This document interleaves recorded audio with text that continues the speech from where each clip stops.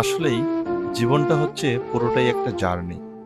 তবে মজার বিষয়, এই জার্নির শুরুটা সবাই জানে, কিন্তু এর শেষটা আমরা কেউ জানি না।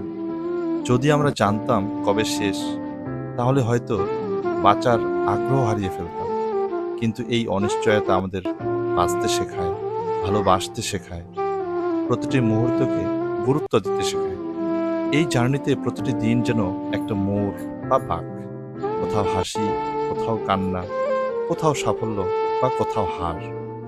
কিন্তু সবই এই অজানা শেষের দিকে এগিয়ে চলা।